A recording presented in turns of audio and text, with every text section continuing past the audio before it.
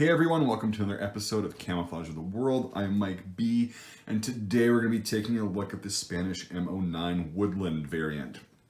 So this does have a name in Spanish, but I'm not even going to try to pronounce it because I'm going to butcher it, and I don't want to do that. But anyway, it's been their standard issue uniform since 2009, and it's very similar to multicam. It kind of looks like multicam, and a pixelated pattern kind of had a baby, and the color scheme got a little bit better in that whole process. So that's just my opinion though. It features the colors of black, olive green, kind of a reddish brown, and in this case it's actually more of a brown because it's more faded, and khaki, and there's kind of a grayish pattern in there too.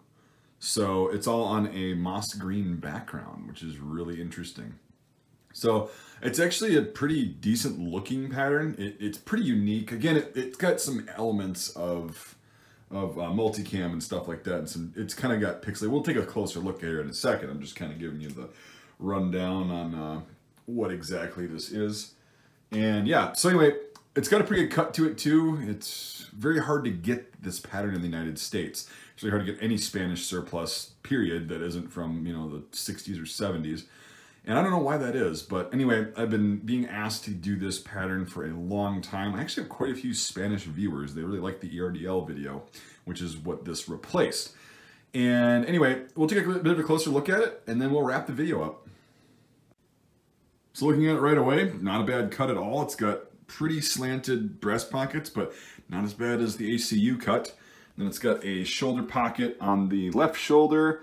You see where the Spanish flag patch is supposed to go. I don't know if that's like a name tape, and then the branch of service and whatnot. And then over here on the right shoulder, you've got another pocket with, I guess, a unit patch, place to put a unit patch or branch of service or something, I don't know.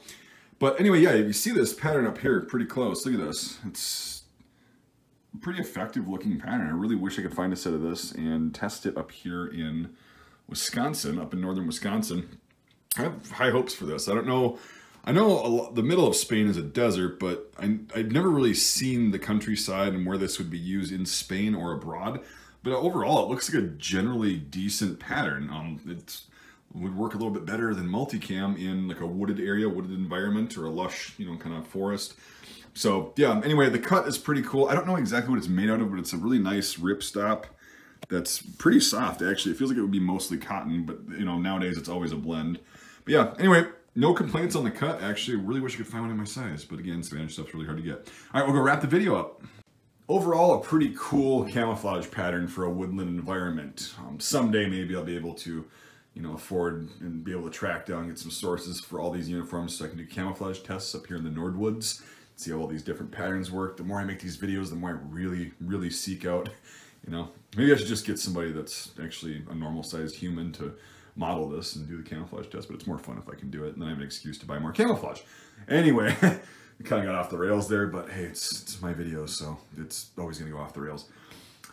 So, in conclusion, sweet pattern. I really like it. Spain, you did a pretty good job, it looks like.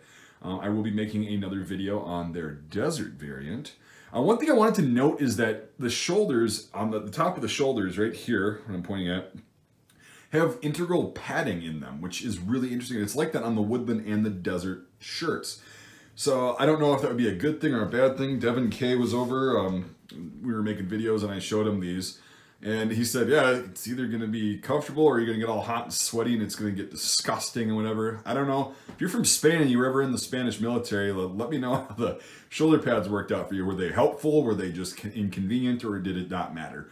So anyway, that's all I've got on here. If you want to support my work financially, the link to my Patreon is in the description. Also, you can become a member of the channel now on YouTube. They're finally allowing me to do that after years of, for whatever reason, not allowing me. So a Patreon, it's $1 a month, and $5 a month or more on either platform gets you into the Discord server, which is a really fun time. A lot of good information is exchanged there, and again, it's fun. And it's just kind of a more interactive way for, you know, us to exchange information and kind of shoot the shit once in a while. And yeah, also your support really helps getting stuff like this to make educational videos on, doing shooting videos. Ballistic tests are really expensive, and lately we've been getting a lot of crowdfunding to both Devin K and I, which is kind of my partner in crime for those ballistic tests. And we've been able to do a lot more ballistic tests that we wouldn't be able to do without crowdfunding, because we can only fund the channel out of pocket to a certain extent. We can still make content, but it's not going to be as, you know, expansive as it's been recently. So anyway, if you want to do that, the link is in the description, or become a member on the channel. If you can't support the channel financially, I totally get that. It's totally fine. You watching and interacting with the video, like hitting the like button, which actually does matter with the algorithms, apparently. That really does help, and I really just appreciate people watching. That's why I make videos, so people watch them. And hopefully you can learn something. I make these camouflage videos just for kind of a field identification guide, brief history, but not, you know, too much in depth. So if you're at like a flea market or a Goodwill or any kind of thrift store, and you see this pair and you go, oh, well, that's Spanish M09 Woodland. I'm going to grab that because it's only $5. Or, you know, whatever, just something cool, just be able to identify stuff. I love this stuff, and that's why I make all my videos. So anyway, thank you for watching, everybody, and we'll see you on the next episode of Camouflage of the World.